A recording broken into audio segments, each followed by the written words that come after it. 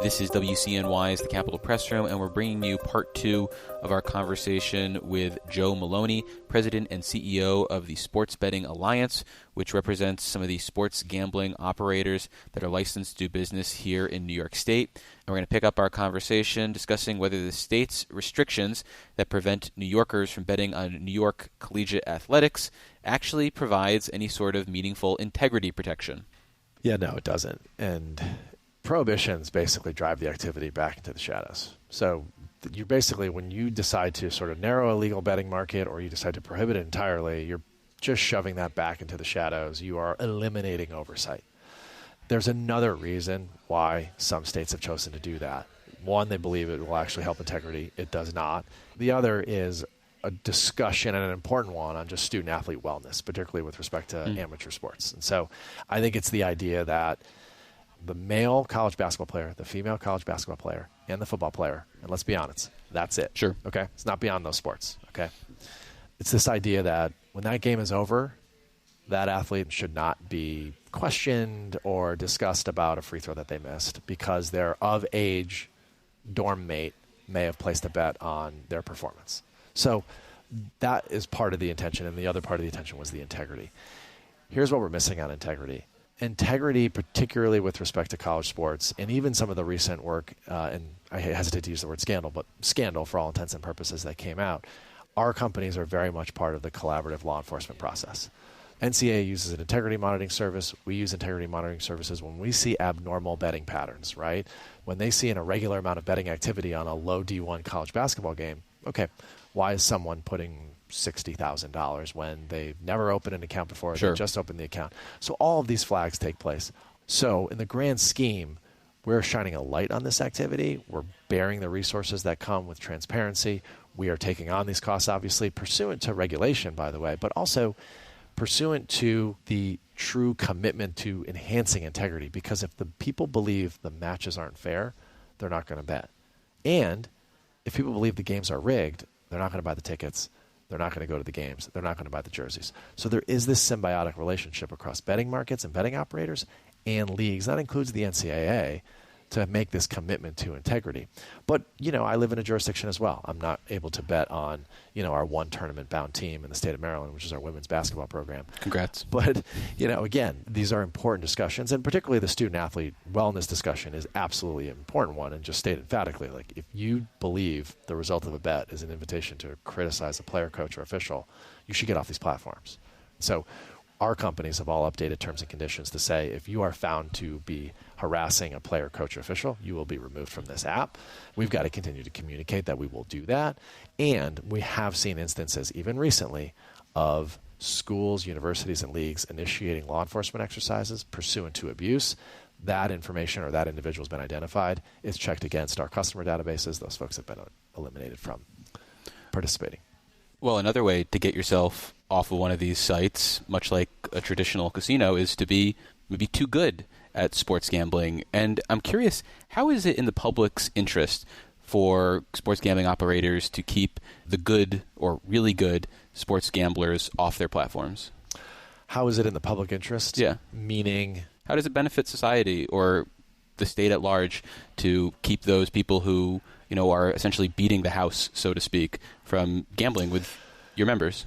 Let me state pretty emphatically, it's a very, very, very small percentage. I mean, we're talking states that have gone through the exercise. We're talking less than 1%, even less than 0.5% of people that have actually been limited. Limited happens for a number of reasons. One, it's found to, you know, a certain individual is using a set of surrogates or is proxy betting.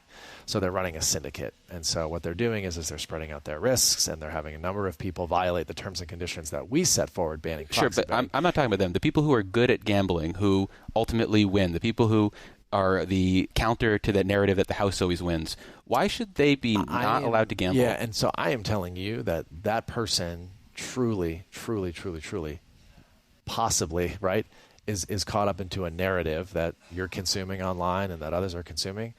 These are individuals, by and large, that are court-siding. So they've got someone planted at a live event, and they're reporting in faster time so that they're actually trying to beat the data feeds that go into the sports books that update the odds in real time. So they're trying to get the edge in that manner.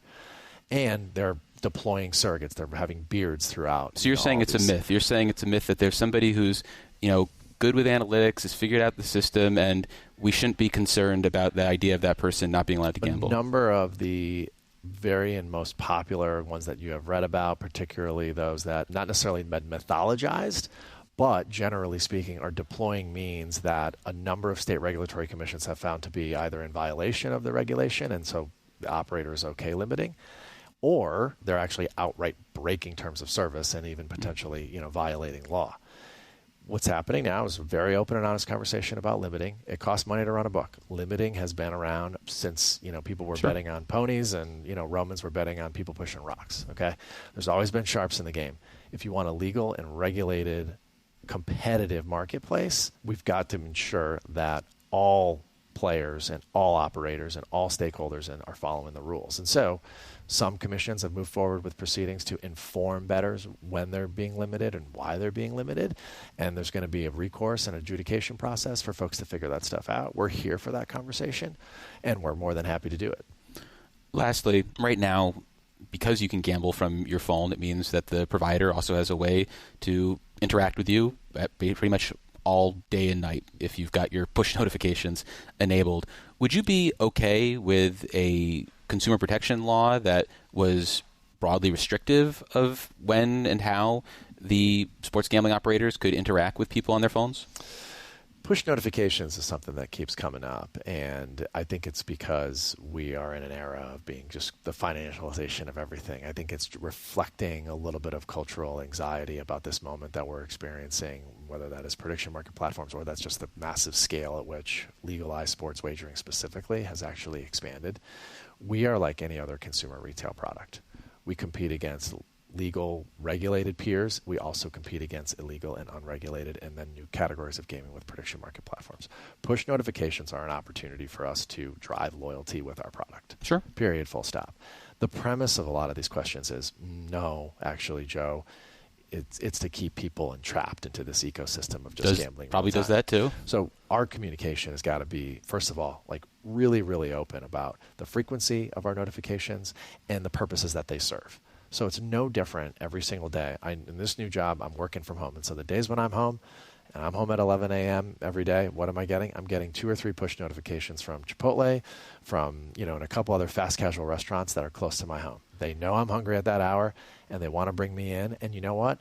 I keep the push notifications on because I'm cheap and I like getting a discount. Sure. So it's no the outcomes, different. though, of eating at Chipotle, too much and gambling too much, though, are very different for your financial future. The vast majority of people that participate in legalized sports wagering do so responsibly. Oh, sure, but we have tons of regulations, though, that are designed for those people who do have problems with all sorts of substances. We have alcohol and tobacco disclosures because there are some people who can't consume we have those. disclosures in our industry but as well. I'm saying we also restrict, though. I'm saying we restrict, though, how they advertise and when they advertise. We have restrictions on our advertising as well. I do, but I understand. But they are also less cumbersome than, say, alcohol or cigarettes. So I'm just saying that. So the National Consumers League did a study on the frequency of push notifications and actually set up accounts here in the state of New York. And as it turned out, over the March Madness period, the push notification rate was about 1 a day. So it sounds like you wouldn't have an issue with any laws that were dealing with push notification restrictions.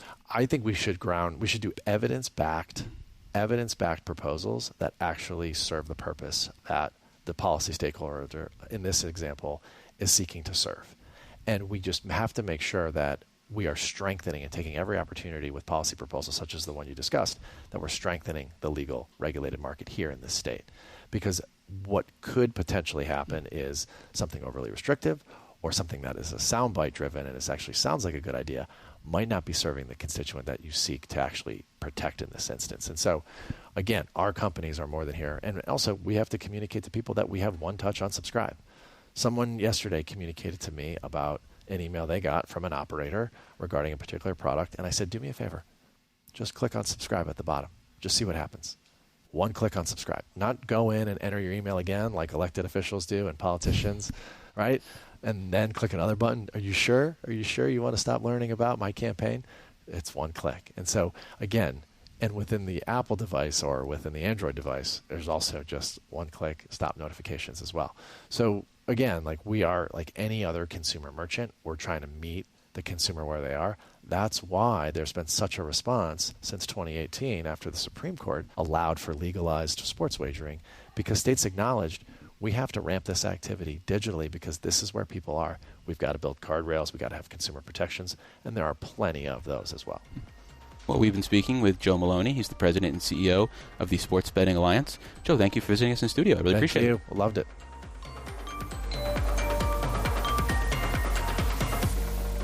Support for Capital Press Room comes from National Fuel, working to help customers understand what drives energy bills, from taxes and state-mandated programs to market-driven price increases for natural gas, which utilities don't profit from. More information at betterplansnobands.com. And by New York State United Teachers, a statewide union of nearly 700,000 professionals in education and healthcare.